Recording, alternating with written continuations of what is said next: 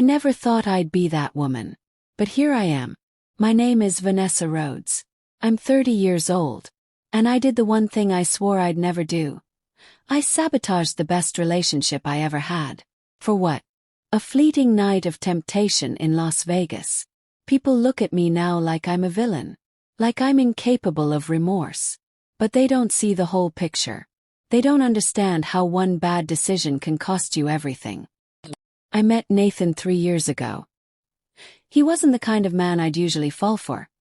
He was steady, a bit quiet, worked in cybersecurity, and didn't try to impress with flashy words or grand gestures. But there was something in the way he listened. The way he actually heard me. I was honest with him from the start.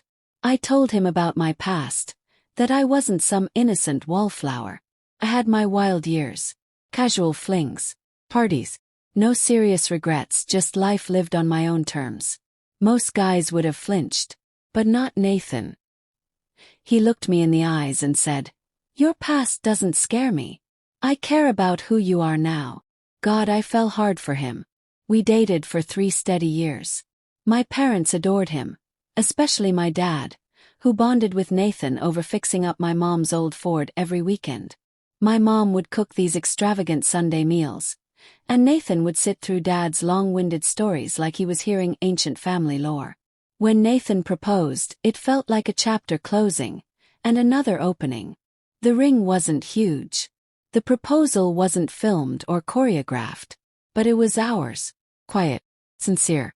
We started planning our wedding, booked a vineyard venue, made a registry, and toured houses on the weekends. It was everything I thought I wanted. Then came Stella. Stella was a leftover from my wilder years. She thrived on chaos. She'd always made sly digs about Nathan, calling him Mr. Predictable or Captain Beige. She'd say I was settling, that I was too young to be shackled to routine. Sometimes I'd laugh it off. Other times, I'd wonder if she was right.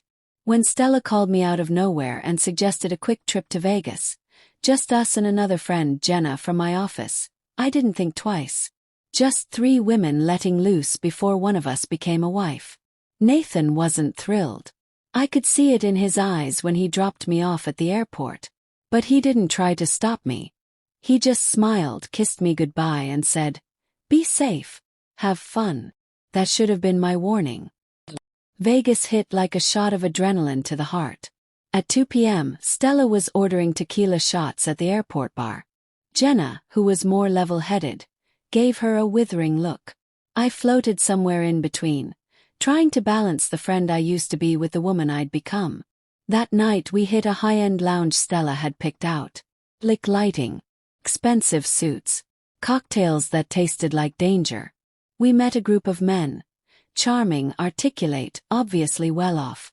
They bought us drinks, asked about our lives, made me feel seen in a way I hadn't in months. I should have told them right away I was engaged. I didn't. One guy, Marcus, focused on me like I was the only woman in the room. He told me I was stunning. That I didn't look like this settling down type. I laughed it off. But I was listening. When I finally mentioned Nathan, he just smiled and said, "Engaged isn't married." They invited us to their suite. Jenna was uneasy. Stella was already halfway to the elevator. I hesitated. But I followed. The suite was opulent. Champagne chilled, music low, windows stretching across the skyline like something out of a movie. Felt surreal. Like we'd stepped out of our real lives and into a fantasy where nothing mattered. I had too much to drink. Way too much. I remember laughing, dancing, sitting too close to Marcus on a velvet couch. I remember Jenna trying to pull me aside, saying it was time to go. I told her to leave without me. She gave me this look. Part heartbreak, part warning, and walked out. The next part is foggy. But not foggy enough. I crossed the line I swore I never would. I don't know what I was chasing, validation, excitement, control, but whatever it was, I sacrificed everything for it. When I woke up the next morning in that suite, alone in a stranger's bed, I felt like my soul had been scraped out. Crept back to our room.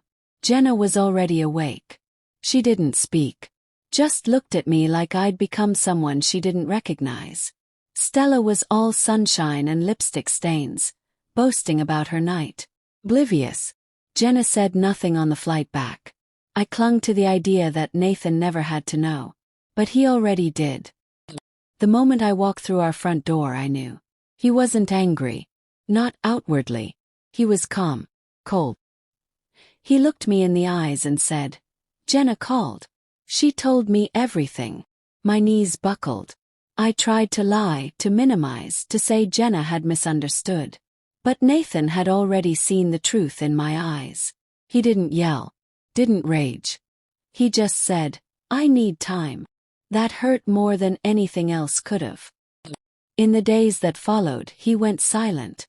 He moved into the guest room, cancelled the wedding, gave back the deposits, told his parents. His mom, the same woman who once called me her future daughter, wouldn't even speak to me. When Nathan finally moved out, he didn't say goodbye. Just left his key on the counter. I tried to move on. Dated around. Drank more. Partied more. Pretended I didn't care. But I did. And the worst part, no one forgave me. My own family turned on me when they found out. My sister called me selfish. My dad said I'd broken something you can't glue back together. 2 months later, I ran into Nathan's mother at a hardware store. She looked thinner, tired. She asked me what really happened in Vegas. I told her everything. I don't know why. Maybe I needed someone to hear me. When I finished, she didn't scold me. She just looked disappointed. She said they'd planned to give us the same $80,000 down payment they gave Nathan's sister for her first house. But now, they were donating it to a charity for domestic violence survivors.